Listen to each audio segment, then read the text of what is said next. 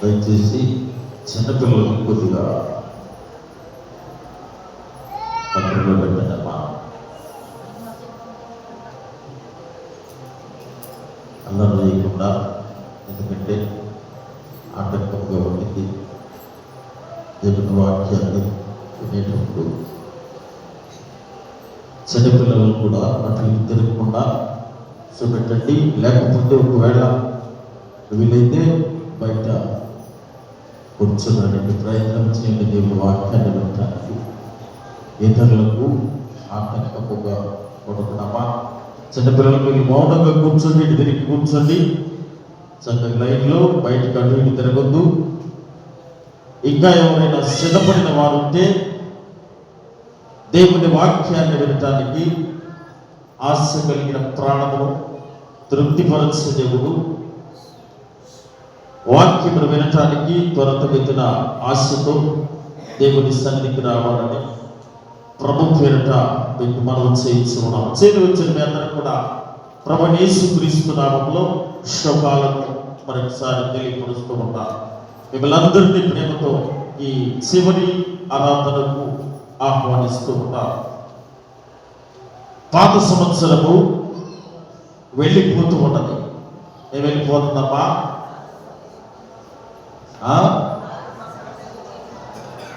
సంవత్సరం బాగుందా? మనమే చెప్పలేము. దేవుడి కృప, దేవుడి చిత్తం. దేవుడు మనకు ఆయుష్ను అనుగ్రహించి ఎంతో మంది మనతో కలిసి మనతో ఉండి మనతో మాట్లాడిన వారు ఇది నాన్న సరైన స్థితి పరిస్థితి లేక కొందరు దేవుని రాజ్యంలో నుండి చేర్చబడ్డారు, మరికొందరు నరకంలో పడవేయబడ్డారు, మరికొందరి స్థితి అగోమత్సారముగా మిగిలిపోయి ఉన్నది, మరికొందరు భయంకరమైన స్థితిలో హాస్పిటల్లో ఉంటూ ఉన్నారు.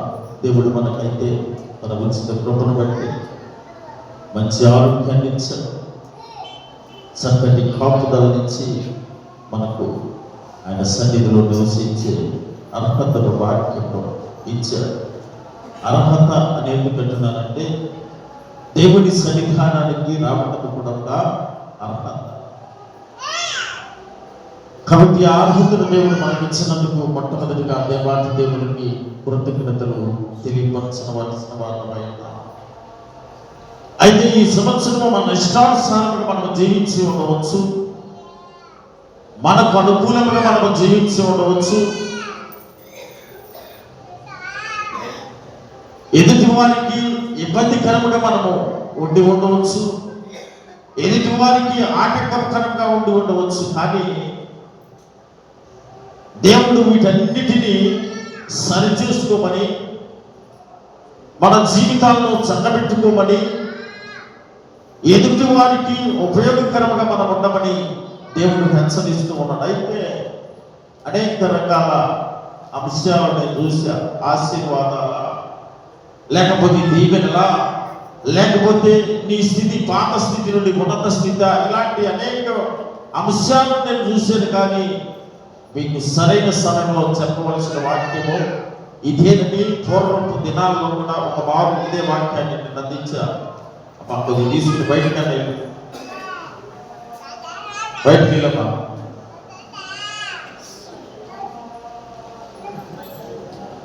భయంకరమైనటువంటి పరిస్థితులు,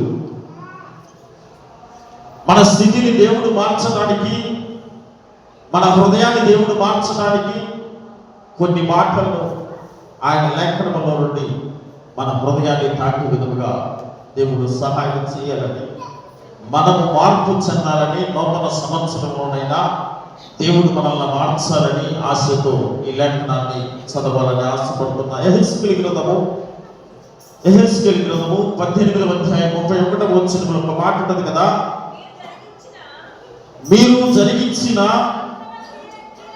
అక్రమ క్రియలన్నిటినీ విడిచి నూతన హృదయమును నూతన బుద్ధియు తెచ్చుకొని ఇశ్రాయేలీయులారా మీరెందుకు మరణము నొందుదురు, ఇదే ప్రభువుకు యెహోవా వాక్కు తెలియపరుస్తున్నమాట.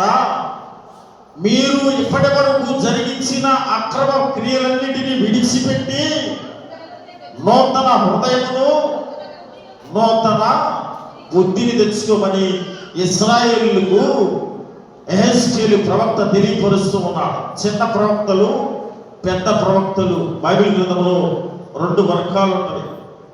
చిన్న ప్రవక్త అనగానే పొట్టివాడో లేకపోతే సన్నగుండే ప్రవక్త అని కాదు. పెద్ద ప్రవక్త అనగానే లావు ఉండేవాడు లేకపోతే ఎత్తుగుండే ప్రవక్త అని కాదు. ఎక్కువ సంవత్సరములు ప్రవచించిన వ్యక్తి, ఎక్కువ సంవత్సరములు ఆయన పరిపాలించినటువంటి వ్యక్తి, ఎక్కువ దేవుని మాటలు అనేక మందికి అందించిన వ్యక్తి అని పెద్ద ప్రవక్త అని అంటూ ఉంటారు. చిన్న ప్రవక్త తక్కువ కాలము, తక్కువ సమయము దేవుని మాటలు అందించేది కాబట్టి అతనిని చిన్న ప్రవక్త అని అంటుంటారు. అయితే యెహెజ్కేలు ఇశ్రాయేలును ఉద్దేశించి అంటున్నాడయ్యా, ఇప్పటి వరకు మీరు చేసిన అక్రమ క్రియలు, అక్రమ కార్యములన్నింటినీ విడిచిపెట్టండి. ఇక నుండైనా, ఈ రోజు నుండైనా నూతన హృదయమును నూతన బుద్ధి. మన ఇవాళ ఏమైపోతుంది?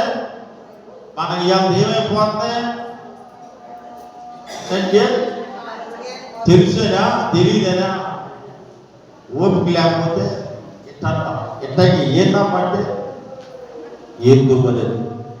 ఈ రోజుతో పాత సంవత్సరం గడిచిపోతూ ఉన్నది, క్రొత్త సంవత్సరంలోనికి వెళ్తూ ఉన్నాము. కాబట్టి మనం ఏమి తెచ్చుకోవాలి? నూతన హృదయాన్ని తెచ్చుకోవాలి, నూతన బుద్ధిని తెచ్చుకోవాలి. నూతన హృదయం, నూతన బుద్ధి ఆడ దొరికిందమ్మా. కృష్ణా గుడ్లోకి వెళ్ళి అడిగితే ఇస్తాడా? ఒక అరకేజీ బుద్ధి అంటే చీపురు తీసుకుని అమ్మటపడతాడు. ఒక షాపుల్లోనో దుకాణాల్లోనో బుద్ధి హృదయాలు దొరకవు. బుద్ధి, జ్ఞానము, సర్వసంపదలు ఎక్కడ ఉన్నవి? దేవుని యొద్ద ఉన్నవి. నీకు బుద్ధి రావాలంటే దేవుని యొద్దకు రావాలి. నీకు నూతన హృదయం రావాలంటే దేవుని యొద్దకు వచ్చి ఆయన వాక్యమును వింటే నీకేమొచ్చింది? నూతన హృదయం వచ్చింది, నూతన బుద్ధి నీకు దేవుడు అనుగ్రహిస్తాడు. అయితే పేతురు రాసిన మొదటి పత్రికలో కూడా ఒక మాట ఉంటుంది కదా. పేతురు రాసిన మొదటి పత్రిక 4వ అధ్యాయం 7వ వచనములో, అయితే అన్నిటి అంతము సమీపమై ఉన్నది కాక ఏ బుద్ధి గలవారై, స్వస్థ బుద్ధి గలవారై ప్రార్థనలు చేయుటకు మెలకువగా ఉండాలి. ఏ బుద్ధి కలిగి ఉండాలి? స్వస్థ బుద్ధి కలిగి ప్రార్థనలు చేయడానికి మెలకువగా ఉండాలి. అన్నిటి అంతము సమీపమైపోవచ్చు ఉన్నది. లోకము గతించిపోవచ్చు ఉన్నది.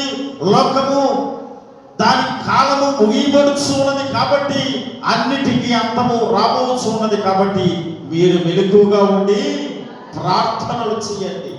నిజమే, గ్లోబల్ వార్పు కొడుతూ ఉన్నది, ప్రపంచ పర్యావరణ కొడుతూ ఉన్నది. ఎప్పటికంటే ఈ సంవత్సరం ఎంత పెరిగింది ఉష్ణోగ్రత. ఎండాకాలం ఉండగలిగారమ్మా?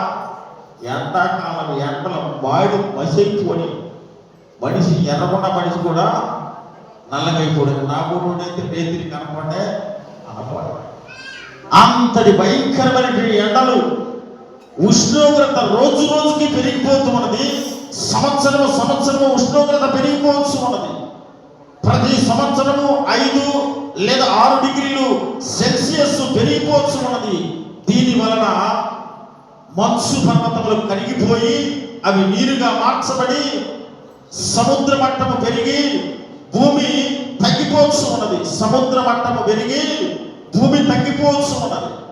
కొన్ని దినాల తర్వాత లేదా కొన్ని సంవత్సరాల తర్వాత బహుశా భూమి మట్టము నీరు చేరిపోయి భూభాగము తక్కువయ్యే పరిస్థితి కనబడుతూ ఉన్నది. ఇప్పుడు కనుక మనం చూస్తే బాపట్ల దగ్గర ఉన్న సూర్యలేఖ కనుక మనం గమనిస్తే ఒక 20-30 సంవత్సరాల తర్వాత ఇదే విధంగా ఎండలు కొనసాగుతూ ఎక్కువవుతూ ఉంటే ఆ సూర్యలేఖ ప్రాంతం అంతా కూడా కనపడకుండా మాయమయ్యే పరిస్థితి ముందు జరిగే పరిస్థితి ఉన్నది. చలికాలం కూడా విపరీతంగా పెరిగిపోతూ ఉన్నది. ఉండవలసిన దానికంటే అధికముగా చలి పెరిగిపోతూ ఉన్నది. రావలసిన వర్షములు రావలసిన వాటికంటే మితముగా వర్షాలు వస్తున్నాయి. వర్షాలు కూడా ప్రాముఖ్యంగా ఎండాకాలం ఎండ కొడుతుంది, రేతి వాన దంచిపడుతుంది. ఏ సమయంలో ఏది రావాలో రాకుండా ప్రకృతి కూడా మార్పు చెందినట్లుగా కనబడుతుంది. ఎందుకు? ఏమైంది? కాలము ఇప్పుడే గమనింది. కాలం ఏమైపోతుంది? అంతమైపోతూ ఉన్నది. కాబట్టి మీరు మెలకువ కలిగి ఉండాలి. ఏం కలిగి ఉండాలి? ఒక ఆయన అడిగాడంట, అయ్యా ఇదే కాలం అయ్యా, పోయే కాలం. ఏ కాలం? తోపున కూళ్ళు, తోపున బియ్యం, ఈ తింటున్నాం, షుగర్లో బీపీలు పెరిగిపోతున్నాయి, ఇంట్లో పొద్దున పూట అవుతావు, మధ్యాహ్నం అవుతావు, సాయంత్రం అవుతావు. ఈ డబ్బులు సన్నపేద తీరలేక అలాడిపోతున్నారయ్యా అక్కడ. ఏ రోజులకి? ఏ కాలం? పోయే కాలం. అట్టే కాబట్టి ఇంట్లో అన్నం వేయమంటే పౌసుమని లేపుతున్నారు, మంచినీళ్ళు వేయమంటే పూసుమని లేపుతున్నారు. ఇదే కాలం, అంతమయ్యే కాలము. అందుకని మెలకువగా ఉండి ప్రార్థన చేయండి. మీరు స్వస్థ బుద్ధి కలిగి ఉండండి. మొన్నటికి మొన్న ఉక్రెయిన్కి రష్యా దేశాల మధ్య భయంకరమైనటువంటి యుద్ధ పోరు జరుగుతూ ఉన్నది. ఒక 3 సంవత్సరాలు 2 సంవత్సరాలు వెళ్ళి ఈ 2 దేశాల మధ్య ఏ దేశం వెళ్ళి నచ్చజెప్పడానికి వెళ్ళినా ఆ యుద్ధము కాస్త 2 దేశాల మధ్య ఉండే యుద్ధము కాస్త ప్రపంచ యుద్ధముగా మార్చబడి ప్రపంచానికే ప్రమాదముగా మార్చబడింది. ఎందుకంటే ప్రతి దేశంలో అణుబాంబులు విస్తారంగా ఉంటాయి. ఒక్క అణుబాంబు వేస్తే కొన్ని వందల వేల కిలోమీటర్ల విస్తీర్ణంలో ఉండేటువంటి భూమి కానీ, మనుషులు కానీ, జీవులు కానీ చనిపోయి మరలా కొన్ని వందల సంవత్సరాల వరకు వారు జీవించడానికి వాతావరణం అనుకూలపడదు. అంత భయంకరమైనటువంటి శక్తి అణుబాంబులు ప్రపంచంలో ఉన్నవి. అందుకనే 3వ ప్రపంచ యుద్ధం వచ్చిందేమోనని భయపడి వారి మధ్యకు ఏ దేశము వెళ్ళి రాజ్యం చేయడానికి ఇష్టపడాల. కారణము అంతము సమీపం అవబోతూ ఉన్నది. మన దేశాన్ని మనం కాపాడుకుంటే చాలు. పక్క దేశం జోలికి మనం వెళ్ళొద్దు. పక్క దేశం జోలికి మనం వెళ్ళి మన జీవితాన్ని పాడు చేసుకోవద్దని కొంతమంది పెద్దవారు చెప్పడం బట్టి కొన్ని దేశాలు చూస్తూ ఉన్నవి, కానీ వారి మధ్య తగును మాత్రం ఆపడానికి వెళ్ళలేదు. ఈ మధ్య కాలంలో పెద్ద బడా కంపెనీస్, అమెజాన్ కానీ, గూగుల్ కానీ, ట్విట్టర్ కానీ, ఇలాంటి కంపెనీస్ లో లక్షల ఉద్యోగాలను తీసివేస్తూ ఉన్నారు. సాఫ్ట్వేర్ ఉద్యోగులందరినీ తొలగిస్తూ ఉన్నారు. ఎందుకు తొలగిస్తూ ఉన్నారో, ఎందుకు ఉద్యోగాలు పోతూ ఉన్నావో అర్థము కాని పరిస్థితి. ఉద్యోగం ఉందని అనేక మంది ఇళ్ళు కొనుక్కున్న వారు ఉన్నారు. ఉద్యోగం ఉన్నదని కారు కొనుక్కున్న వారు ఉన్నారు. ఉద్యోగం ఉన్నదని అప్పు చేసి బంగారం కొనుక్కున్న వారు ఉన్నారు. నెల ఈఎంఐ కట్టొచ్చు అనుకున్న వారు ఉన్నారు. ఆ జీతము మీద ఆధారపడిన వారు ఉన్నారు. కానీ ఉద్యోగములు తీసివేసిన తర్వాత వారి జీవితము అగమ్య గోచరముగా మారిపోయింది, దిగులులో ఉండిపోయింది.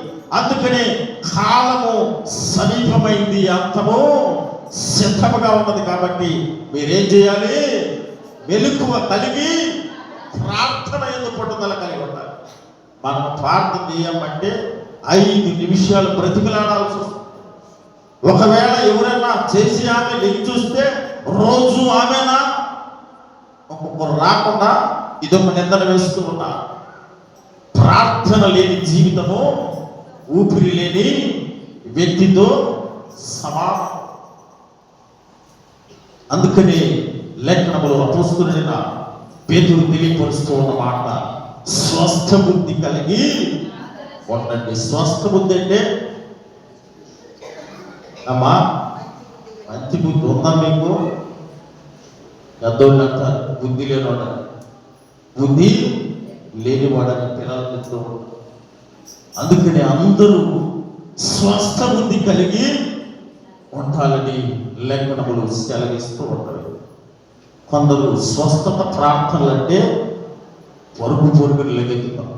స్వస్థత ప్రార్థన, నీ బుద్ధి సరిగా ఉంటే నీ మనస్సు సరిగా ఉంటే, నీ హృదయం సరిగా ఉంటే దేవుడే నీ ప్రార్థన ఆలకించి నీకు స్వస్థత అనుగ్రహిస్తాడు. కానీ ఎక్కడో స్వస్థత చేస్తాడు, ఎక్కడో పరిగెత్తుకుంటూ వెళ్ళిపోయి నీ తల్లి సంఘాన్ని విడిచిపెట్టి వెళ్తూ ఉన్నావు. రేపు దేవుడు నీ లెక్కను అడుగుతాడు.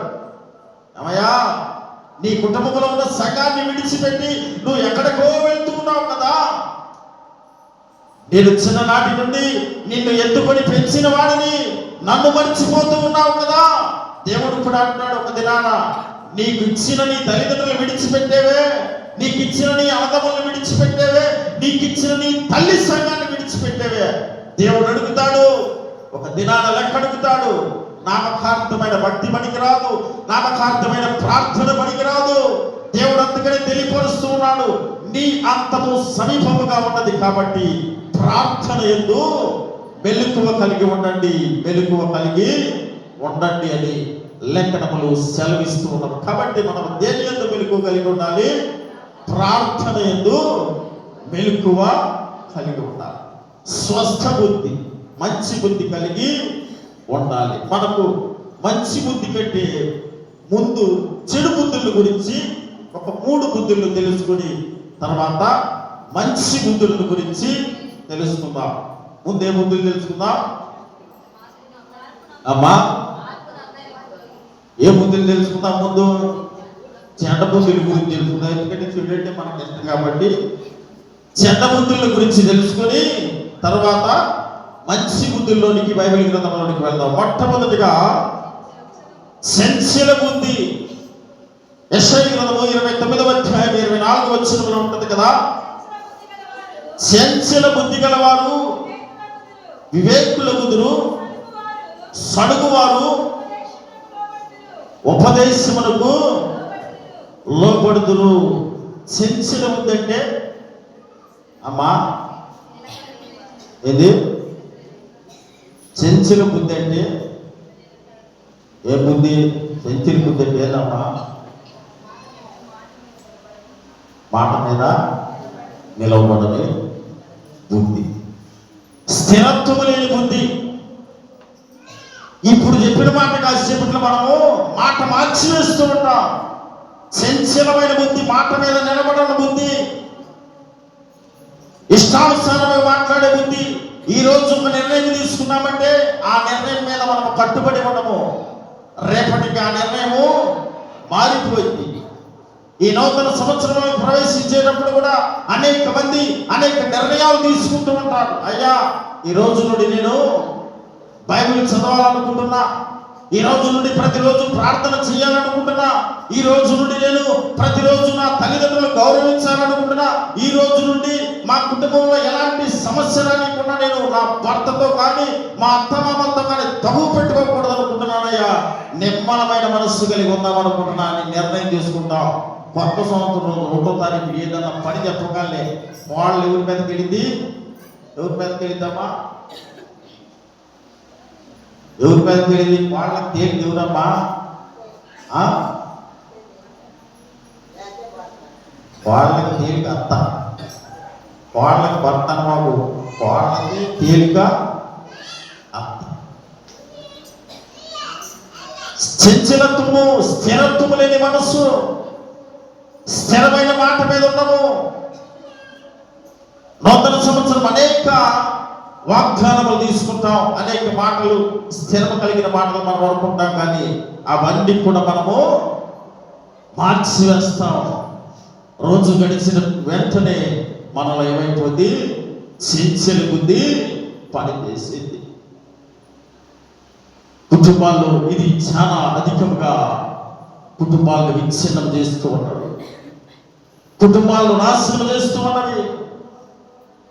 ఒకరి యందు ఒకరికి ప్రేమ ఉండకుండా ఒకరి యందు ఒకరికి దుష్ట శక్తి ఎక్కువైపోవచ్చు ఉన్నది, చంచలత్వం ఎక్కువైపోవచ్చు ఉన్నది.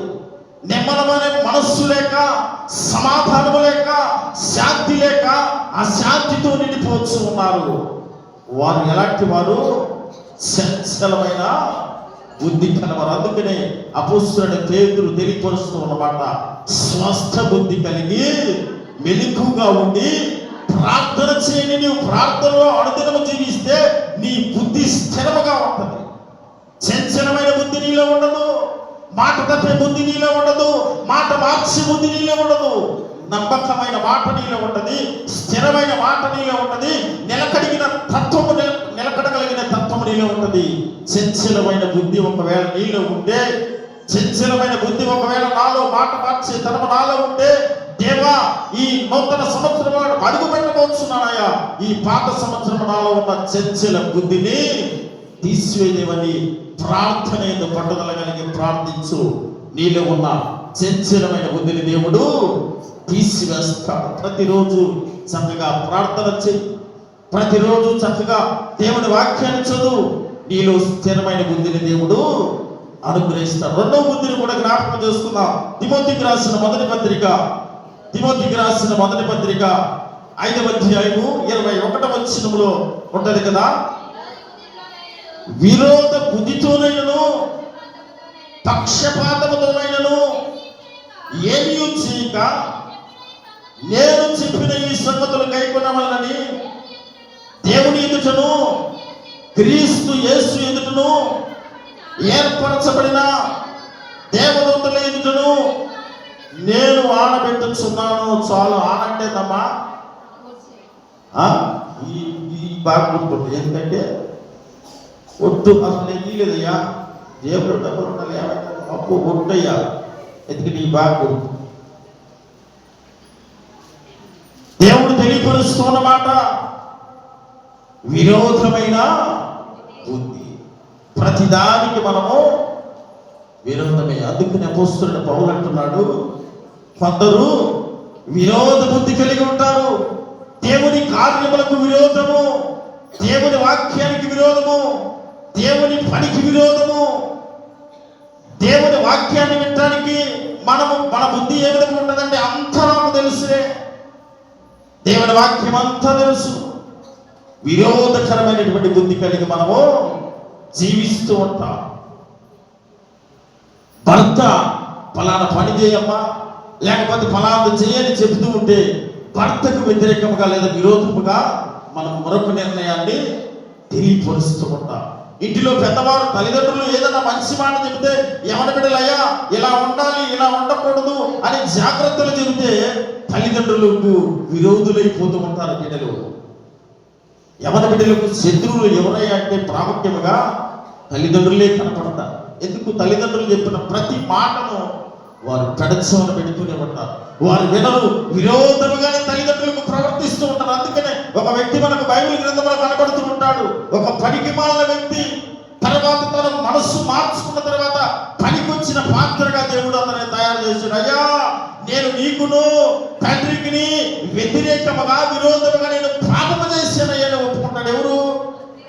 అమ్మా, బుద్ధి లేని కుమారుడు. మంచి మాట చెప్పారమ్మా. బుద్ధి లేని కుమారుడు బుద్ధి వచ్చిన తర్వాత తన బుద్ధి మార్చుకుని తన తండ్రి వద్దకు వచ్చి, నానా నీ ఎదుట నేను పాపం చేశాను, దేవుని ఎదుట పాపం చేశాను, మీ ఇద్దరికి వ్యతిరేకముగా విరోధముగా నేను ప్రవర్తించాను కనుక నేను చివరికి సంపాదించుకున్నది, నేను చివరికి తెచ్చుకున్నది మంచి పేరు కాదు నానా, నేను తెచ్చుకున్నది పండుల దగ్గర తినేటువంటి పట్టులో కూడా నాకు ఆహారము కొరత అయిపోయింది. అందుకని నేను నీకు విరోధముగా మాట్లాడాను, నీకు విరోధముగా పాపము చేసేది కాబట్టి నా స్థితి ఎంత దుష్పసమైన స్థితిగా మార్చబడింది. నా మీద ఉన్న పవిత్రమైన వస్త్రములు కూడా అపవిత్రమైపోయినవి. నా జీవితము ఎంతో సుందరముగా ఉండవలసిన జీవితము ఈ విధముగా దిగజారిపోవడానికి కారణము నేను నీకు విరోధముగా పాపము చేసేదానా. ఒకవేళ విరోధము కలిగిన బుద్ధి నీలో ఉంటే తప్పిపోయిన కుమారుడు పాఠమును దేవుడు మన ముందు ఉంచాడు. విరోధముగా ప్రవర్తించడం బట్టి పందుల పొట్టులో కూడా తనకు భాగం లేకుండా పందులకే ఆహారం సరిపోదు. ఆ పందుల పట్టులో ఇతను నోరు పెట్టి తింటూ ఉంటే ఆ పందులు కూడా అతన్ని తరిమేసినవి. వ్యతిరేకముగా విరోధముగా నీ జీవితం ఉండదేమో. దేవునికి, దేవుని వాక్యానికి, దేవుని సంఘానికి, దేవుని సేవకునికి నీకు వ్యతిరేకముగా ఉన్నావేమో. ఈ రాత్రి వేళ ప్రమాదము నుండి తప్పుకోవటానికి ప్రయత్నం చేయి. దేవా, ప్రార్థన ఎందుకు పట్టుదల కలిగి నీ ఉండమన్నావు ప్రభువా. ఈ రాత్రి వేళ నేను ప్రార్థించి అడుగుతున్నానయ్యా, స్వస్థ బుద్ధిని నాకు అనుగ్రహించు ప్రభువా. కాలము అంతము సమీపముగా ఉన్నది కనుక స్వస్థ బుద్ధిని నాకు అనుగ్రహించు దేవా. ప్రార్థన చేసే తత్వాన్ని నాకు అనుగ్రహించు ప్రభువా. నువ్వు ప్రార్థిస్తే తప్పకుండా దేవుడు నీ ప్రార్థనను ఆలకించి నీలో ఉన్న విరోధమైన బుద్ధిని దేవుడు తీసివేస్తాడు. నీకు స్వస్థ బుద్ధిని దేవుడు అనుగ్రహిస్తాడు. ఆ స్వస్థ బుద్ధి కొరకు తప్పనిసరిగా ప్రార్థించు. నీ బుద్ధిని మారుస్తాడు, నీ గుణాన్ని మారుస్తాడు, నీ మనస్తత్వాన్ని మారుస్తాడు, నీ కఠినమైన హృదయాన్ని మారుస్తాడు. ఈ పాత సంవత్సరంలో మార్చి దేవుడు నూతన సంవత్సరంలో నిన్ను ప్రవేశింపజేస్తాడు. మూడో బుద్ధి కూడా, చెడిపోయిన బుద్ధిలో మూడో బుద్ధి కూడా చివరి బుద్ధిని తెలియపరిచి మంచి బుద్ధిలోనికి వెళ్దాం. మూడవ బుద్ధి ఫిలిప్పీయులకు రాసిన పత్రిక 1వ అధ్యాయం 15వ వచనంలో ఉన్నది కదా. ఫిలిప్పీయులకు రాసిన పత్రిక 1వ అధ్యాయం 15వ వచనము, కొందరు అసూయ చేత కలహ బుద్ధి చేతను మరికొందరు మంచి బుద్ధి చేతను క్రీస్తును. ఏ బుద్ధి అమ్మా ఇక్కడ కనబడుతున్న బుద్ధి? కలహపు బుద్ధి. కలహం అంటే అమ్మా కలహపు బుద్ధి లేచిన దగ్గర నుండి కలహములు సృష్టించే బుద్ధి. మనము మాట్లాడితే చాలు నోటి నుండి వచ్చే మాట అది ఎదుటివారి జీవితంలో గొడవలను పెట్టే విధంగా ఉంటుంది. ఒక్కొక్క అమ్మతో రోడ్డు మీద కూర్చునింది, వచ్చే వాళ్ళని పోయే వాళ్ళని అదిపించి మరి తగులు పెట్టుకున్నది. ఒకవేళ వచ్చేవారికి ఎక్కడో ఉన్నవారికి తగులు పెడతానికి ఇక్కడ కూర్చొని ఈ వచ్చినమ్మకి ఏదో 4 మాటలు చెప్పింది ఎక్కడో ఉన్నమ్మ గురించి. ఆమె ఈమె ఇద్దరు కలిసి ఇంటికి వెళ్ళిన తర్వాత గొడవలాడుకుంటూ కలహములతో ఉండిపోతారు. కలహమైన బుద్ధి ఒకవేళ నీలో ఉన్నదేమో. కుటుంబంలో కలహాలు, సంఘములో కలహాలు, గ్రామంలో కలహాలు, నీ జీవితంలో కలహాలు, భార్యాభర్తల మధ్య కలహాలు, విభేదాలు, ఉదయం లేచిన దగ్గర నుండి నిద్రపోయే వరకు సాయంత్రం 10 గంటల వరకు కలహపు బుద్ధితోనే ఉంటూ ఉంటా. సంఘముకు లేదా దేవుని సన్నిధికి వచ్చి దేవుని సన్నిధిలో ప్రార్థన అయిపోయి క్షేమముగా మనం బయటకు వెళ్దాం అనుకునే మనస్తత్వం లేదు. వెళ్తూ వెళ్తూనే ఏదో ఒక కలహమును ఏదో ఒక గొడవను సృష్టించి వెళ్తూ ఉంటారు. ప్రియ జాగ్రత్త దేవుని బిడ్డలారా, కలహపు బుద్ధి చాలా ప్రమాదమైనది. కుటుంబాల్లో అన్నదమ్ముల మధ్య కలహాలు పెడుతూ ఉంటారు. ఎవరు? అన్నదమ్ముల మధ్య కలహాలు పెట్టేది ఎవరమ్మా?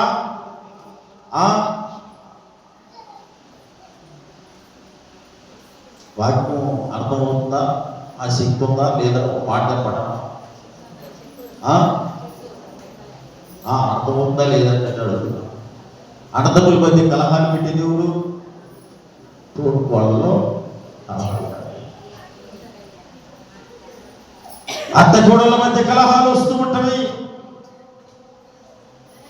మనం ఏ విధంగా ఉండాలి? స్వస్థ బుద్ధి కలిగి ఉండాలి, కానీ కలహపు బుద్ధి కలిగి ఉండకూడదు. దానియేలుని కనుక మనం జ్ఞాపకం చేసుకుంటే బైబిల్ గ్రంథంలో ఉన్న అనేక మంది ప్రవక్తల జీవితాల్లో ఒక్క మత్సైనా మనకు కనబడింది బైబిల్ గ్రంథంలో. కానీ దానియేలు జీవితంలో ఒక్క మత్స నాటు కూడా తన జీవితంలో కనపడదు. తనకి రాజు ఆజ్ఞాపిస్తాడు, దానియేలుకి ఏ ఆహారం కావాలంటే ఆహారం పెట్టండి, విలువ కలిగిన ఆహారం పెట్టండి, మాంసంతో కూడిన ఆహారం పెట్టండి అని చెప్పిన తను ఒప్పుకోడయ్యా, నాకు అవసరం లేదు, నాకు నా దేవుడి దగ్గర నుండి బలం పొందుకుంటా, నా దేవుడే నాకు శక్తిని ఇస్తాడు, నీతో పాటు కలిసి తినే పరిస్థితి నాకు వద్దయ్యా, నేను తినే దానిని మాత్రమే నేను తింటాను, నాకు ఇదే చాలు. ఎంత ఉన్నతమైన స్థితిని ఇచ్చిన లోకము నాకు అవసరం లేదు, నాకు నా దేవుని కృప చాలు, నా దేవునితో కలిసి ఉండడం చాలు, నా దేవునితో కలిసి జీవించడం చాలు, నా దేవునికి నమ్మకస్తుడిగా నేను ఉండటం చాలు అన్నాడు దానియేలు. అందుకనే దానియేలు దేవుడికి ఇష్టమైన వాడు. దేవుడు కూడా చెబుతూ ఉంటాడు అప్పుడప్పుడు. దానియేలు యోసేపు జీవితాన్ని కూడా జ్ఞాపకం చేసుకుంటే, యోసేపు కూడా తన అన్నదమ్ములందరూ కలిసి యోసేపును కొట్టి చిత్రహింసలు పెట్టి తీసుకువెళ్ళి బావిలో పడవేసి, చివరికి బావిలో ఉండడం కూడా వీడి ప్రమాదమని తీసుకెళ్లి శత్రువులు కమ్మివేసిన యవన దశలో ఉన్నటువంటి యోసేపు అన్నదమ్ముల మీద ఏనాడు కోపమును పెంచుకోలేదు. తనలో ఏమి లేదు, కలహపు. అన్నదమ్ముల మీద గొడవ పెట్టుకుందామే, నా అన్న నన్ను కొట్టాడు కదా, నా అన్నదమ్ములు నన్ను అమ్మివేశారు కదా. నా అన్నదమ్ములు తెలుసు తెలియకుండా చేసి అవసరమైతే వారి గురించి ప్రార్థన చేస్తాను. నా అన్నదమ్ములు మారాలి, నేను చెరసాల్లో ఉన్న పర్వాలా, నా మీద నేను ఎక్కడైతే ఉన్నానో రాజ్యంలో ఆ రాజు గారి భార్య నా మీద కన్ను వేసింది.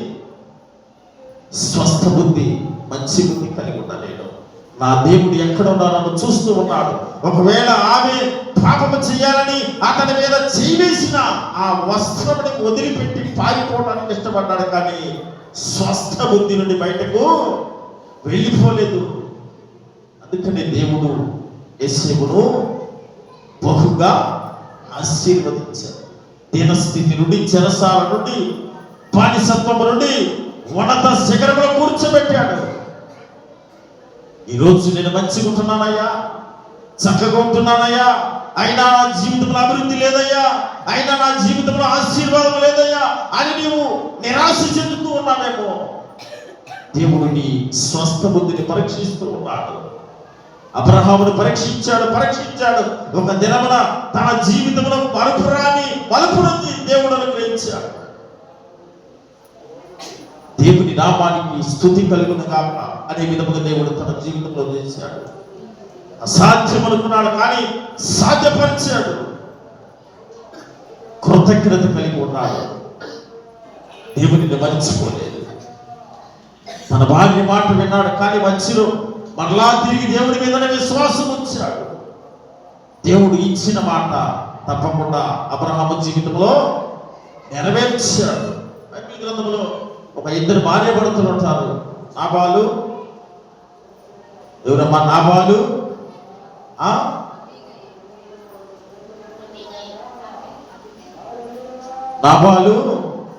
అబీగైలు. నాబాలు మోటివాడు, అసలు ఏమీ తెలియనివాడు, చదువు లేదు, అక్షర మొక్క లేదు. అని అబీగైలు సుబుద్ధి కలిగిన భార్య అని పేరు వచ్చింది. కారణము నేటి దినాల్లో మనం చూస్తూ ఉన్నాం. భర్తను మోసం చేసే భార్యలు ఈ ప్రపంచంలో లేకపోలేదు. భయంకరమైన స్థితిగతులు రోజు వార్తల్లో మనం చూస్తూ ఉన్నాం. భర్త కిడ్నీ అమ్మేసి ప్రియుడితో చెప్పైంది. మద్రాసులో జరిగింది. భర్త కిడ్నీ అమ్మేసింది, ప్రియుడితో వెళ్ళిపోయింది. దుబాయ్లో ఉన్నటువంటి భర్త ఇండియాలో ఇల్లు కట్టించాడు. ఆ ఇంటిని అమ్మేసి ప్రియుడితో లేచి వెళ్ళిపోయింది. ఆమె ఎంత భయంకరమైన పరిస్థితి. సుబుద్ధి ఏమైపోయింది. ఒంటివాడైనా నాబేలుకు దొరికింది. సుబుద్ధి కలిగిన భార్య. నీవు ఎలాంటి బుద్ధి కలిగి ఉన్నావు? ఈ రాత్రి వేళ నూతన సంవత్సరంలో ప్రవేశిస్తూ ఉన్న నీవు నీ భర్తను మోసం చేస్తున్నావా? ఒకవేళ నీవు భార్యను మోసం చేస్తూ ఉన్నావేమో, దేవుడు చూస్తూ ఉంటాడయా, నాకు సుబుద్ధిని అనుగ్రహించు దేవా. కాలము సంపూర్ణమైపోయింది. కాలము సమీపించుతున్నది. నాలో ఉన్న చెడు బుద్ధిని, కలహము బుద్ధిని, వికృత బుద్ధిని, వీటన్నిటిని నాలో నుండి దూరపరచు దేవా. నాలో నుండి తీసి మంచి బుద్ధిని నాకు అనుగ్రహించు దేవుని. నీవు గనక ప్రార్థన చేయగలిగితే తప్పకుండా నూతన సంవత్సరంలో దేవుడు నీకు నాకు సహాయము చేసే దేవుడు. అడగండి, నేను మీకు ఇస్తాను. ఏది అడిగితే దేవుడు అది నీకు ఇస్తాను. నా మనసు బాగాలేదు, నీ మనస్సును సరి చేస్తాను. నా హృదయం కాఠిన్యంగా ఉన్నది, నా హృదయం బాగలేదు. దేవుడు బాగు చేసేది. నా కుటుంబంలో మనశ్శాంతి లేదు దేవా, నా కుటుంబంలో అన్ని ఉండవు కానీ నాకు మనశ్శాంతి కరువైన దేవా, తప్పకుండా ఇస్తాడు దేవుడు. మనశ్శాంతి కోరుకుంటున్నావా? ప్రార్థించి మనశ్శాంతి అన్ని ఉండవు కానీ ఆరోగ్యం సరిలేదు, అనారోగ్యంతో బాధపడుతూ ఉన్నానయ్యా. అడుగు, దేవుడు తప్పకుండా నీకు ఆరోగ్యం సమృద్ధిగా ఇచ్చే దేవుడు. కాబట్టి 3 చెడు బుద్ధులు నీకు ఏం బుద్ధులమ్మా? చెంచల బుద్ధి, విరోధ బుద్ధి, కలహ బుద్ధి. ఈ ఎంతమంది కూడా ఒకసారి చేయంతమ్మా అమ్మా, ఈ ఎంతమంది కూడా ఒకసారి చేయంతండి. చెంచల బుద్ధి లేదు, కలహ బుద్ధి లేదు, విరోధ బుద్ధి లేదు. అసలు మీరు ఇంట్లో మౌనంగా భర్త చెప్పిన మాటని మెలకుండా ఉంటారని నేను నమ్ముతున్నాను. సరేనా? ఎందుకంటే ఒకళ్ళు కూడా చేయలేదు కాబట్టి. ఓకే, మంచి దేవుడు మిమ్మల్ని దీవించునుగా. సరే, ఇప్పుడు మంచి బుద్ధులు 3 బుద్ధులు జ్ఞాపకం చేసుకుని తదుపరి కార్యక్రమంలోకి వెళ్దాం. 3 బుద్ధులు, మంచి బుద్ధులు, 3 బుద్ధులను జ్ఞాపకం చేసుకుందాం. మొట్టమొదటిగా యెషయా గ్రంథం 57వ అధ్యాయము, యెషయా గ్రంథం 57వ అధ్యాయము 19వ వచనంలో ఒక మాటను జ్ఞాపకం చేసుకుందాం. వారిలో కృతజ్ఞతా బుద్ధి పుట్టించుచు దూరస్తులకును సమీపస్తులకును సమాధానమని చెప్పి నేనే వారిని స్వస్థపరిచెదనని యెహోవా సెలవిచ్చుచున్నాడు. ఏ బుద్ధి ఇది? కృతజ్ఞత బుద్ధి. కృతజ్ఞత కలిగి ఉండాలి. ఎవరికి కృతజ్ఞత కలిగి ఉండాలి? దేవునికి కృతజ్ఞత కలిగి ఉండాలి. నీలో స్వస్థ బుద్ధి ఉంటే, నీలో మంచి బుద్ధి ఉంటే కృతజ్ఞత కలిగిన బుద్ధి నీలో ఉండింది. కృతజ్ఞత కలిగి నీవు ఉంటావు. దేవా, ఎంతో మంది అనారోగ్యంతో హాస్పిటల్లో ఉన్నారయ్యా, ఎందుకనో నాకు ఆరోగ్యాన్ని ఇచ్చావు. చక్కగా దేవుని సన్నిధిలో కూర్చోబెట్టవయ్యా, నిన్ను స్తుతించి వాక్యములు ఇచ్చేవయ్యా. దీనిని బట్టి కృతజ్ఞత. ఎందరో కలహములతో ఆటంకములతో చెరసాల్లో బంధించబడి ఉన్నారయ్యా, నన్ను మాత్రము క్షేమముగా ఆ గ్రామములు, సంఘములు, కుటుంబములు నిలబెట్టేవయ్యా. అందుని బట్టి కృతజ్ఞత. ఈ కృతజ్ఞత బుద్ధి నీలో ఉంటే నీవు దేవునికి ఇష్టమే. ఎప్పుడైతే కృతజ్ఞత బుద్ధి నీలో లేదో నీవు దేవునికి విరోధి. భార్య మంచి కష్టపడి పోరుడితే బాబోడు ఏం చేస్తాడు? ఒకసారి ఏం చేస్తాడమ్మా? తిడతాడు. ఎందుకంటే ఎక్కడో పాపం ఇంటికి వచ్చి అంత మీద పాపం దొంత మీద చూపినట్టు ఎక్కడ లేని పాపం అంతా ఇక్కడ వచ్చి ఇంటికాడ వచ్చి చూపిస్తాడు.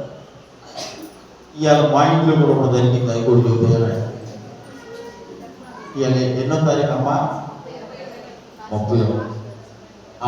నేను పొద్దుటాచి మెదలకుండానే ఉంటాను, నాకు తెలుసు. కానీ పోయి సంవత్సరం కేబీ తింటే పొయ్యిలో సరే మనకెందుకు లేని మెదలకుండానే ఉంటాను. ఇవాళ లేచి కాదు పంచాలు అన్నది అంటే అంటుంది నిన్ను ఇవాళ లాస్ట్ డిసెంబర్ 31 నువ్వు తొందరగా బడికి వెళ్ళేటప్పుడు చెబుతుంది. అంటే నేను వచ్చినప్పుడల్లా చెబుతుందంటే నేను ఏదన్నా చెప్పాలి. నేను అంతకంటే అయితే సరే అదే అనుకోలేదు. నేను మేలకుండా ఉంటాను. సరే అదైపోయిన తర్వాత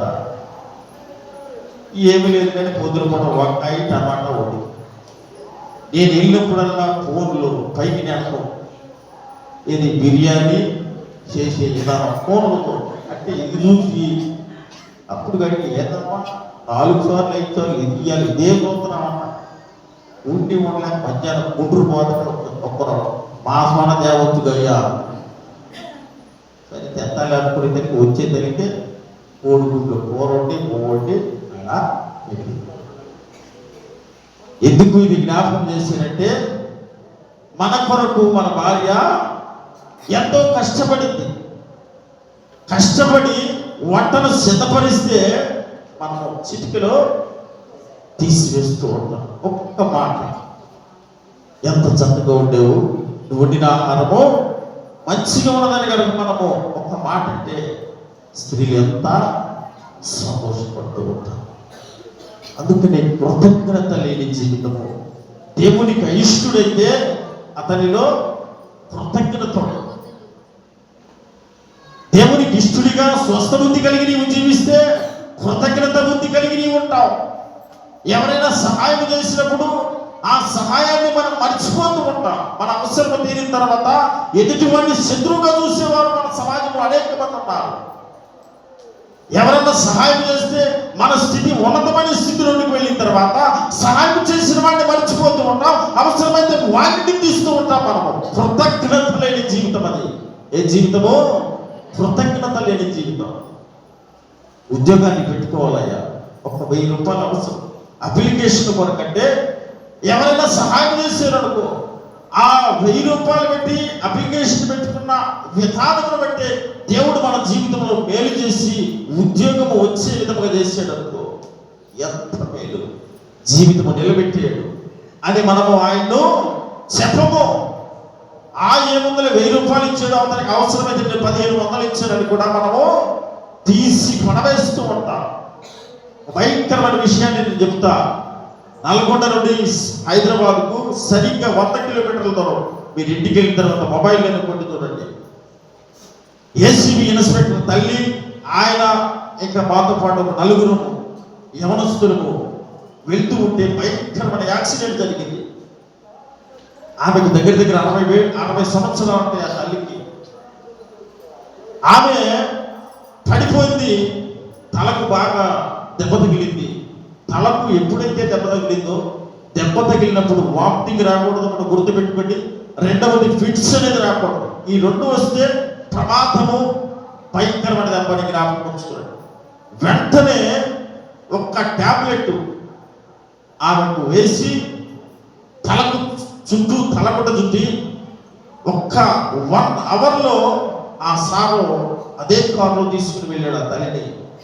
ఆయన అన్నాడు, మీరు గనక ఒక 10-15 నిమిషాలు లేట్ చేసి ఉంటే మీ తల్లికి దక్కేది కదా అన్నాడు. వెంటనే హాస్పిటల్లో అడ్మిట్ చేశాను. క్షేమంగా నేటికి ఆ తల్లి బతుకుంది. ఒక్క క్షణము మనము చేసే సహాయము ఒక జీవితాన్ని నిలవబెట్టి. ప్రమాదము జరుగుతూ ఉంటాయి, మనం రోడ్ల చూస్తూ ఉంటాం. ప్రమాదం జరిగినప్పుడు వెంటనే స్పందించి అంబులెన్స్ ఫోన్ చేసి వారిని హాస్పిటల్కి పంపిస్తే ఆ విలువైన అమూల్యమైన సమయం వారి ప్రాణాన్ని నిలబెట్టవచ్చు. ఆ యాక్సిడెంట్ జరగాలి, మనం చేసే ఫస్ట్ పని ఫోన్ ఒకటి తీసుకొని వీడియో తీస్తున్నాం. అది చాలా పొరపాటు. నీవు ఏదైనా ఎదుటి వారికి సహాయం చేస్తే అది వారి జీవితంలో ఒక ఉన్నతమైన జ్ఞాపకముగా ఉంటుంది. తిరిగి వారు మరలా కృతజ్ఞత కలిగి ఉండాలి. దేవుడు కనుక మనల్ని చేయి విడిస్తే మనం ఏ పాటి వారము, ఏమైపోయేవారము. దేవుడు అనుక్షణము మనల్ని పట్టుకొని నడిపిస్తూ ఉన్నాడు. కాబట్టి మన జీవితము ఈ 2025 సంవత్సరం చివరి గంటలు లేదా చివరి నిమిషాల్లోనికి దేవుడు మనల్ని ప్రవేశింపజేశాం. లేకపోతే మనము ఈ సంవత్సరము, రాబోయే సంవత్సరంలో చూసే యోగ్యత లేదు. సోషల్ మీడియాలో చూస్తున్నాం, ఎంతోమంది డ్యాన్స్ వేస్తూ పడిపోయి చనిపోతూ ఉన్నారు. స్కూల్స్లో 7-8 తరగతి చదివే పిల్లలు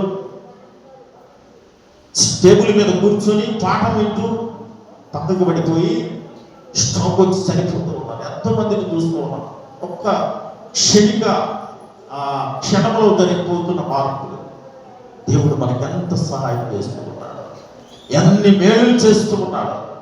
అందుని బట్టి దేవునికి మనము నిత్యము కృతజ్ఞత కలిగి ఉండాలి. ఉండాలి, కృతజ్ఞత బుద్ధి కలిగి మనం ఉండాలి. కానీ ఎప్పుడు కూడా మనము దేవునిని విడిచిపెట్టే వారముగా మనము ఉండకూడదు. దేవుని సన్నిధిని విడిచిపెట్టే వారముగా ఉండాలి. దేవుని వాక్యాన్ని విడిచిపెట్టే వారముగా ఉండాలి, ఉండకూడదు. ప్రార్థనను విడిచిపెట్టే వారముగా మనం ఉండకూడదు. దేవుడు చేసిందే మన జీవితంలో మేలు కాబట్టి కృతజ్ఞత కలిగి మనము జీవించాలి. ఒక హాస్టల్లో చీరాల దగ్గర ఒక స్త్రీ వార్డినిగా ఉంటూ ఉన్నది. అదే ప్రాంతంలో ఒక 3 బిడ్డలు, తల్లిదండ్రులు చనిపోయారు. 3 బిడ్డలు అనాథలుగా రోడ్డు మీద, రోడ్డు ప్రక్కన గుడిసి వేసుకుని అడుక్కుని తింటూ ఉంటే ఆ తల్లి వారిని గమనించింది. వారిని తీసుకుని వెళ్ళి హాస్టల్లో జాయిన్ చేసుకున్నది. కన్న బిడ్డల కంటే ఎక్కువ చూసింది ఆ తల్లి. నా బిడ్డలు ఉన్నారు, వారి భవిష్యత్తు ఉన్నతముగా స్థిరపడింది, వారు విదేశాల్లో ఉన్నారు, నా భర్త చనిపోయాడు, నాకు తోడుగా ఉంటారని హాస్టల్లో వార్డెన్గా ఉంటూ ఆ బిడ్డలను కంటికి రెప్పలా కాపాడుకుని పెంచుకున్నది, పెద్ద చేసుకున్నది. వారు పెద్దవారు అయిపోయిన తర్వాత హాస్టల్ నుండి బయటకు వెళ్ళిపోయి వారు కూడా ఉద్యోగాల్లో సెటిలైజ్ చేస్తూ ఉన్నారు. అయితే హాస్టల్ వార్డెన్గా చేసింది, గవర్నమెంట్ ఉద్యోగం కాబట్టి ఈమె కూడా సెట్ అయిపోయి అదే ప్రాంతంలో ఒక గృహాన్ని కొనుక్కొని రిటైర్డ్ అయిపోయి చక్కగా ఉంటున్నది, పెన్షన్తో బతుకుతున్నది. ఖర్చు లేకపోవడం వంటి ఆస్తి బహుగా సంపాదించుకున్నది ఆ తల్లి. అప్పుడప్పుడు ఆ బిడ్డలు 3 బిడ్డలు వస్తూ ఉన్నారు. ఆ తల్లి దగ్గరికి, అమ్మ నీ చేతి వంట తినాలని ఉన్నది, రెండయ్య వండి పెడతారు. చక్కగా తింటున్నారు, తల్లిని చూసినట్టు ఉంటున్నది. వారికి తల్లిదండ్రులు లేరు, ఈమె కూడా బిడ్డలు దగ్గర లేరు, ఎక్కడో ఉంటున్నారు కాబట్టి సొంత బిడ్డలాగా వీరిని చూసుకుంటూ ఉన్నది. వస్తున్నారు, పోతూ ఉన్నారు. ఒకసారి ఇదే విధముగా, అమ్మా నీ చేత్తో ఆహారం తినాలన్నా, రెండయ్య మీకంటే ఎక్కువైనది అని పిలిచింది. వచ్చారు. తిన్న తర్వాత, అమ్మ ఆలస్యం అయిపోయింది కదా, ఈ రాత్రి ఇక్కడే పడుకుంటామమ్మా. సరే మంచిదయ్యా, పడుకోండి, నేను చనిపోయిన తర్వాత ఇల్లు కూడా మీకే కదయ్యా, ఇంకెవరికి ఇస్తాను, అన్నదమ్ములు ఉంటే విదేశాల్లో ఉన్నారు కదా, పడుకోండి మీకంటే ఎక్కువ అని ఆ తల్లి చెప్పింది. తెల్లవారుసరికి 3 బిడ్డలు బయటికి వెళ్ళిపోయారు. సమయం 7 అయింది, 8 అయింది. ఇరుగు పొరుగు వారందరూ బయటకు వచ్చారు, చూస్తూ ఉన్నారు. ఏంటి రోజు 5 గంటలకు బయటకు వచ్చి ఈ తల్లి వాకిలు ఊడ్చుకుంటుంది కదా, ఏంటి ఇంకా రాలేదని దగ్గరకు వచ్చి కిటికీలో నుండి చూస్తే భయంకరమైన కత్తిపోటులలో చనిపోయి రక్తము చిందించబడి ఆ ప్రదేశంలో పడిపోయి ఉన్నది ఆ తల్లి. ఆ తల్లి సంపాదించిన బంగారము, ఆస్తి, ధనము కోసము కంటికి రెప్పల పెంచిన ఆ తల్లినే వారు 3 సంపాదించి కృతజ్ఞత లేదు. చివరికి ఏమైపోయిన వారు జైలు పాలైపోయి జైల్లో జీవితాన్ని గడుపుతూ ఉన్నారు. అయ్యో, తల్లిదండ్రులు లేకపోతే ఆ తల్లి మమ్మల్ని పిలిచి పెంచి ఆదరించి ఎంత పెద్దవాళ్ళని చేసి మమ్మల్ని స్థిరమైన ఉద్యోగాల్లో పెట్టించిందే. కృతజ్ఞత లేకపోతే వారు 3 ఏమైపోయారు, తిరిగి మళ్ళా అనాథలైపోయారు. మనలో కూడా కృతజ్ఞత అనేది లేకపోతే మన జీవితంలో కూడా దేవుడు విడిచిపెడతాడు. అందుకనే కృతజ్ఞత బుద్ధి కలిగి ఉండాలి. రెండో విషయాన్ని కూడా జ్ఞాపకం చేసుకుందాం. యెషయా గ్రంథం 50వ అధ్యాయము, యెషయా గ్రంథం 50వ అధ్యాయం 4వ వచనంలో ఒక మాట ఉంటుంది కదా, క్లుప్తంగా త్వరితగతిన ముగించుకుందాం. యెషయా గ్రంథం 50వ అధ్యాయం 4వ వచనం, అలసిన వానిని మాటల చేత ఓరడించు జ్ఞానము నాకు కలిగినట్లు శిష్యునికి తగిన నోరు యెహోవా నాకు దయచేసి ఉన్నాడు. శిష్యులు వినినట్లుగా నేను వినుటకై ఆయన ప్రతి ఉదయమున నాకు ఏ బుద్ధిది, నాకే బుద్ధి అమ్మా, కృతజ్ఞత బుద్ధి. ఇప్పుడు వినుబుద్ధి.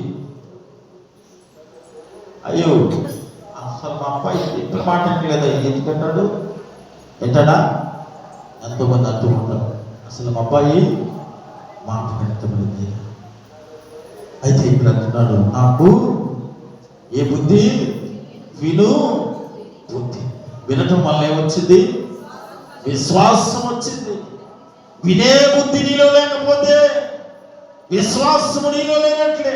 వినటము వల్ల నీకు విశ్వాసం కలిగింది. నీ విశ్వాసము నిన్ను పరలోక రాజ్యంలోకి, రక్షణలోనికి నడిపించింది. విశ్వాసమే నిన్ను జీవ మార్గానికి నడిపించింది. విశ్వాసమే నిన్ను పునరుద్ధానానికి నడిపించింది. కాబట్టి నీకేం కావాలి? వినుబుద్ధి కావాలి.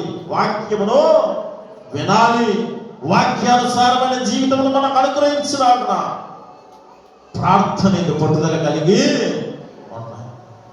వాక్యం మొదలుపెట్టిన కాకుండి అయిపోయిందాకా ఇటు కదలా ఇటు కదల. ఒక్కొక్కళ్ళు అయితే ముసుకేసి ఇక అదే ముసుగుకి నిద్రపోతారో తెలీదు, ఏం చేస్తారో తెలియదు. వినుబుద్ధి ఉండాలని లేఖనాలు సెలవిస్తున్నారు. మార్త మరియల సహోదరులందరిలో ఒక సహోదరి యేసు ప్రభువారి కొరకు ఆహారమును సిద్ధపరచడానికి యేసు ప్రభువారి ముందు ఆమె పనిచేస్తూ ఉన్నది. మరొక సహోదరి మరియ సహోదరి యేసు ప్రభువారి పాదముల దగ్గర కూర్చొని ఏమంటున్నది? ఆయన మాటలు ఏంటున్నది? వినుబుద్ధి ఉన్నది కాబట్టి, దేవుని వాక్యం వినే బుద్ధి ఉన్నది కాబట్టి, దేవుని మాటకు లోబడే బుద్ధి ఉన్నది కాబట్టి ఆమెలో ఏమున్నది? స్వస్థ బుద్ధి ఉన్నది, మంచి బుద్ధి ఉన్నది. ఒక పాపాత్మురాలు కూడా యేసు ప్రభువు ఒకరి ఇంటికి వచ్చాడని గమనించి ఆ పాపాత్మురాలు కూడా ఆమె దగ్గర ఉన్నటువంటి విలువ కలిగిన అత్తరు తీసుకుని వెళ్ళింది యేసు ప్రభువు పాదముల యొద్ద. అక్కడే కూర్చున్నది. ఆయన చెప్పే మాటలు వింటూ ఉన్నది. ఆమె కన్నీరు కావిస్తూ ఉన్నది. ఆయన పాదములన్నిటిని తడిపివేసి ఆమె కురులతో శిరలతో యేసు ప్రభువు పాదములు తుడిచింది. తదుపరి యేసు ప్రభువు పాదములు ముద్దు పెట్టుకున్నది. ఆమె దగ్గర ఉన్న విలువైన అత్తరతో ఆ యేసు ప్రభువుని అభిషేకించింది. యేసు ప్రభువు అంటున్నాడు, నీ విస్తారమైన పాపములు నీవు విన్నావు కదమ్మా. ఇప్పుడు దాకా నీవు చేసిన త్యాగము, నీవు విన్న మాటలు ఎంత గొప్ప మాటలు. విన్న మాట ఎక్కడుండింది? హృదయంలో ఉండింది. అందుకనే కూర్చోండయ్యా. అందుకని ఏమంటారు? మడిచిపోక, ఇదన్నా చెప్పండి, మడిచిపోక మాట. మనం ఎవరు? మనుషులమా గొడ్డుమా? ఈ మాట ఉంటే జనం అందరూ కొత్తగానే తింటున్నారు. మన మనుషులు వినే బుద్ధి మనకు ఉండాలి. మనం వింటే స్వస్థ బుద్ధి కలిగి మనలో ఉండాలి. వినే బుద్ధిని అనుగ్రహించు ప్రభు. ఒకవేళ నేను జ్ఞానవంతురాలను అనుకుని దేవుని వాక్యాన్ని నిర్లక్ష్యం చేస్తూ ఉన్నాడేమో, దేవుని మాటలు వినటం లేదేమో, విని బుద్ధిని నాకు ఈ రాత్రి వేళ అనుగ్రహించదేమని ప్రార్థించు. తప్పకుండా నీకు దేవుడు విను బుద్ధిని అనుగ్రహిస్తాడు. వినిటి వల్ల విశ్వాసము కలుగును. ఆ విశ్వాసము నిన్ను రక్షణలోనికి నడిపించి చివరి మాటలు కూడా జ్ఞాపకం చేసుకుని సమయలు మొదటి గ్రంథము 24వ అధ్యాయము, సమయలు మొదటి గ్రంథము 24వ అధ్యాయం 17-18 వచనాల్లో ఉంటది కదా. దావీదు ఇట్లనెను, యెహోవా నన్ను నీ చేతికి అప్పగింపగా నన్ను చంపగా విడిచినందుకు ఈ దినమున నీవు నా అపకారమునకు ఉపకారము చేసిన వాడవై నా ఎడల నీకున్నా. ఇది ఏ బుద్ధి అమ్మా? ఏ బుద్ధి? ఉపకార బుద్ధి అంటే, ఉపకార బుద్ధి అంటే ఏందమ్మా?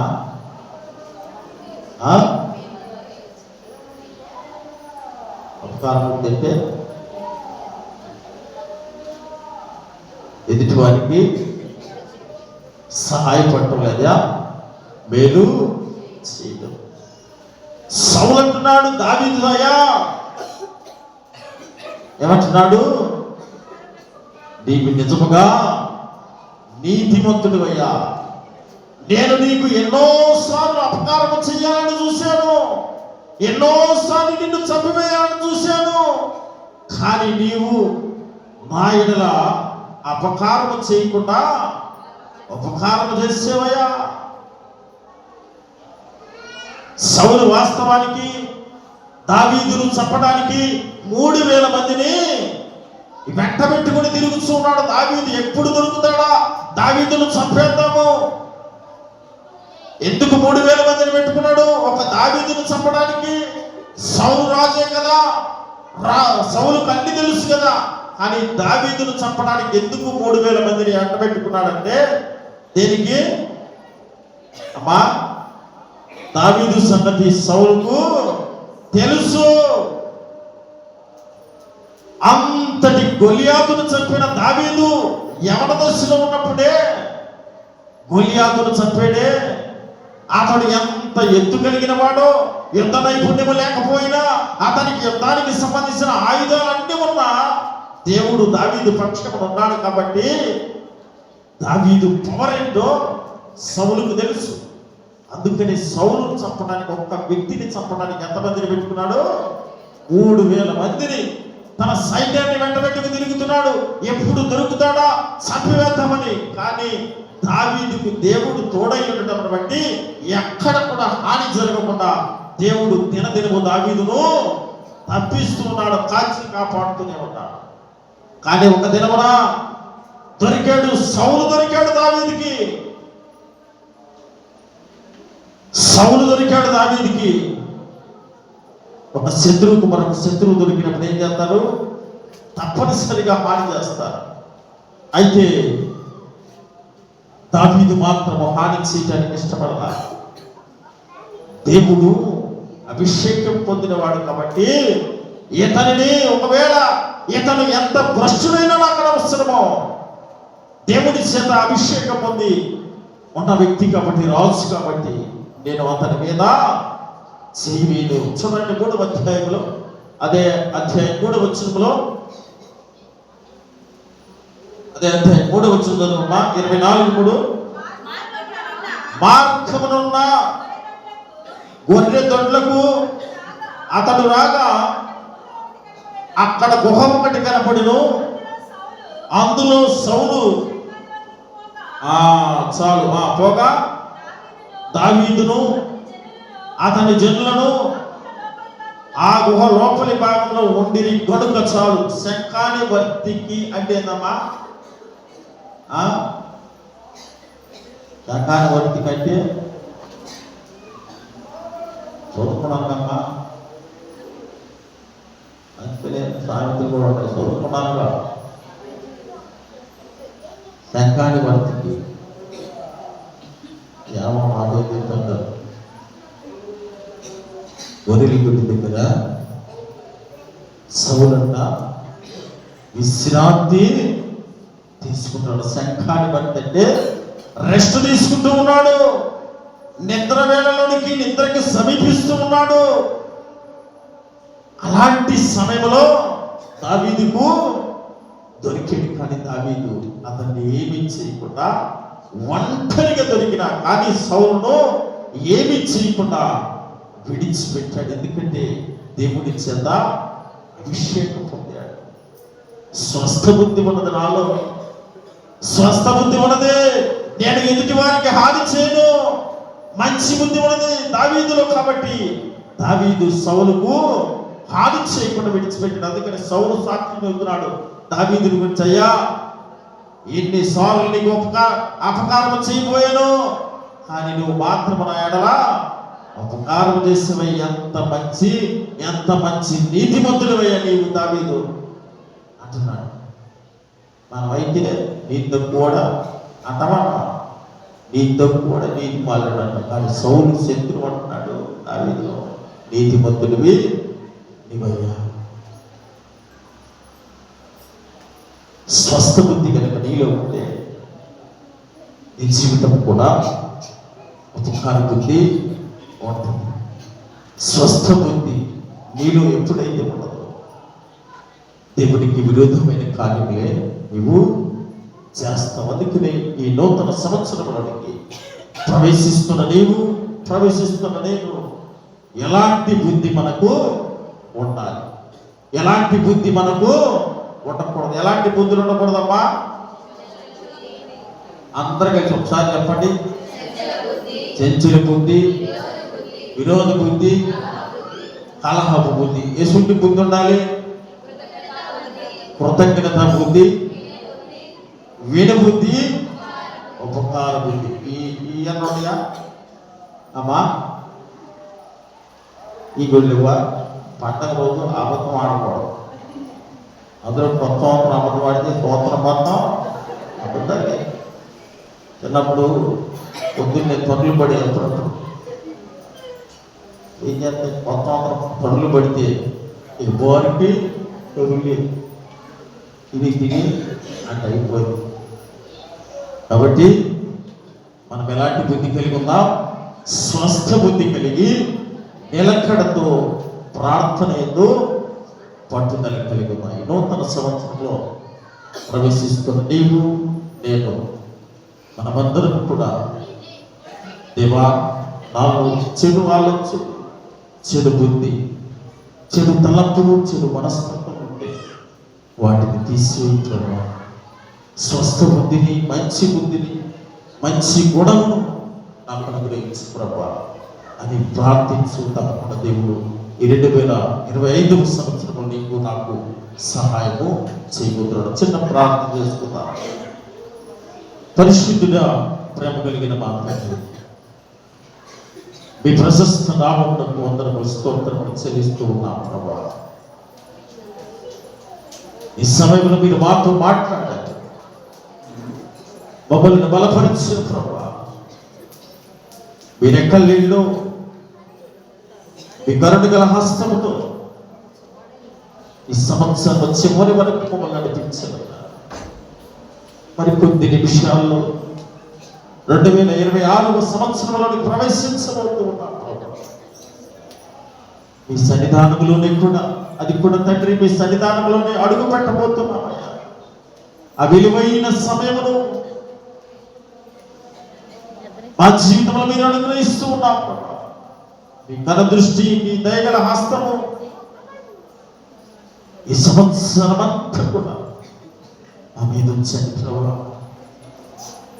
మాలో తండ్రి చంచల బుద్ధి తండ్రి ఉంటే ఆ చంచల బుద్ధిని మాలో తీసేయడం, కుటిలమైన బుద్ధి తండ్రి, మాలో అపవిత్రమైన బుద్ధులు, ఇలా అనేక రకములైనటువంటి బుద్ధులు ప్రభు బైబిల్ గ్రంథంలో ఉండవు. కానీ ఒక మూడింటిని మాత్రమే ధ్యానం చేసుకున్నాం. ఒక 32 రకాల బుద్ధులు, చెడు బుద్ధులు బైబిల్ గ్రంథంలో ఉండవయ్యా. మానవ ప్రభు అలాంటి బుద్ధులు వాటిని తీసేసి నూతన హృదయమును, నూతన బుద్ధిని నాకును చేరిమించిన మా బిడ్డలందరికీ మీరు అనుగ్రహించండి ప్రభు. లోకంలో ప్రభు సాధారణ మమ్మల్ని ఆ విధముగా ఆకర్షిస్తూ ఉన్నాడయ్యా. చెడు వైపు ఆకర్షిస్తూ ఉన్నాడు ప్రభు. నమ్మకస్తులముగా మేము ఉండలేకపోతున్నామయ్యా. స్థిరమైన మనస్సు మాలో లేదయ్యా. స్థిరమైన గుణము మాలో లేదు ప్రభు. మాలో ఈ దినము నుండి స్థిరత్వం అనుగ్రహించి ఈ వాక్యమును విని వాక్యానుసారం మా జీవితాల ముందు కొనసాగుతారు. ఈ సహాయం అనుగ్రహించమని మా ప్రభు రక్షకుడైన యేసు క్రీస్తు నామమున అడిగి పెట్టుకొనుచున్నాము తండ్రి. ఆమేన్.